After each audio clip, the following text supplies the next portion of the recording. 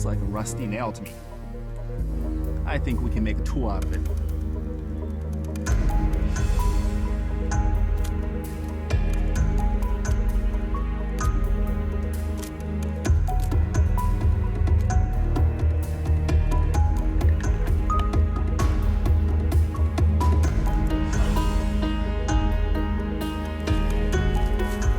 There we go.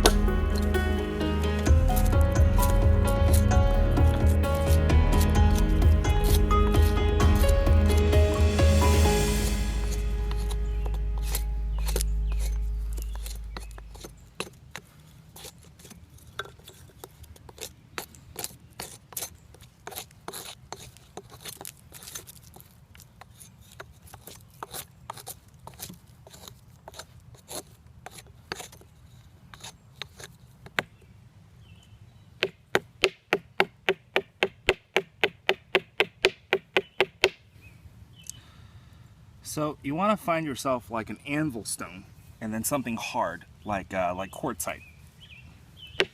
And then what you want to do is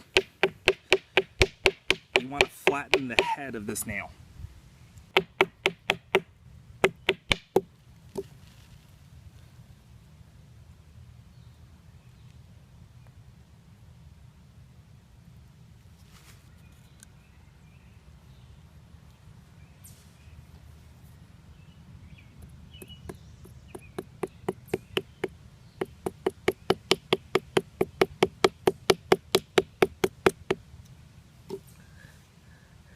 Next, we drive this nail into the wood.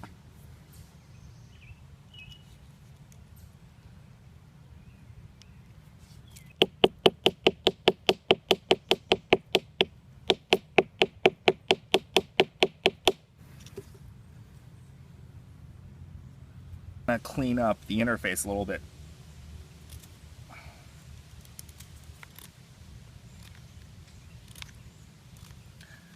Then you want to just bevel out one end of it so that it doesn't splinter if we had to pound on one end of it.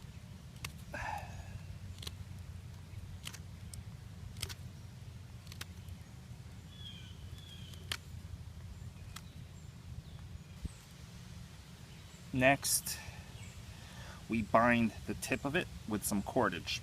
Doesn't really matter what type. You could use sinew, you could use hemp, you can use natural cordage. In my case, I'm using a couple of strands of 550 paracord.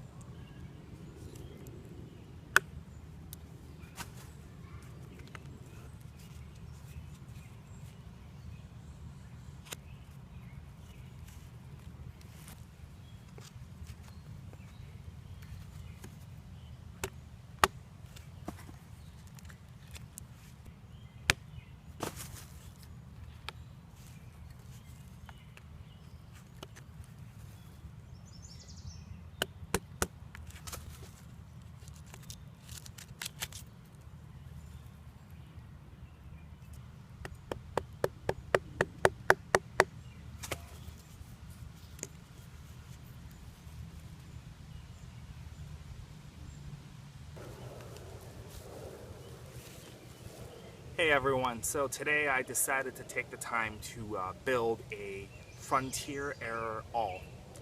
Now this is a really interesting tool that I actually saw in a museum in the lower Hudson River Valley. So the history behind this particular tool is that at some point during the 18th and 19th century in the northeastern United States, there was a period of time where, you know, your Stone Age Native American cultures coexisted with sort of your early industrial European civilization. And when this particular thing happened, there were some interesting tools that came out that was sort of like a hybrid of two completely different technology trees, if you will. And this is one of them. So basically, in the industrial period, the Europeans were beginning to create steel on a huge scale. So it got to the point in the early 1800s where nails became cheap enough that they're disposable. Prior to that time, nails made from steel or iron were so precious that, entire houses would be disassembled to collect the nails and to transport them to a new house. But at roughly that period of time, steel became cheap enough that it's left all over the place. And so certain Native American tribes, specifically the one I modeled this tool after is called the Nyack tribe, would actually go along trails and old sort of abandoned homesteads and pick up the nails. And what they would do is they would mount the nails to a hardwood sort of handle, and it would become a kind of a multi-purpose awl for these tribes. And the thing is, in the modern era, we see steel everywhere and it's a commonplace material. But back in the day, this is absolutely a miracle material. It's 10 times harder and stronger at the same time than any materials that indigenous cultures would have had to work with. So, this thing can be used to make holes through fabrics like leather, to make clothing and garments. It could be used to punch holes through bark to create things like containers and packages, and things like that. And it could be used to drill holes through wood. So, the need to punch holes through things is actually quite interesting, because you could punch a hole with a knife. And at that time, Native Americans had knives. Pretty much everyone had knives. But the thing is, the knife creates sort of a non-circular hole that's prone to tearing. So if you made like a garment using your knife, pretty soon, the threads would tear against the little slits made by the knife edge, and the garment would break. That's why you sort of need this tool. Now, in a modern sense, I think that this is super, super useful, because when you're going along hiking and trails, you may find nothing else except nails and glass bottles. For some reason, these two things happen to be everywhere. I could be in the middle of nowhere and I can find a rusty nail on a tree somewhere. So once you have that, it only takes about 10 minutes to create a tool like this. And once you have this tool, then it opens the doors to many things. You can make clothing, you can make containers, you can drill very, very precise little holes in wood to make fitting pieces of wood.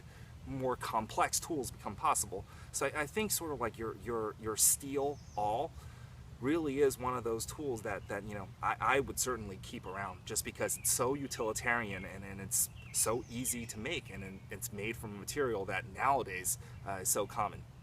Anyway, thanks so much for watching.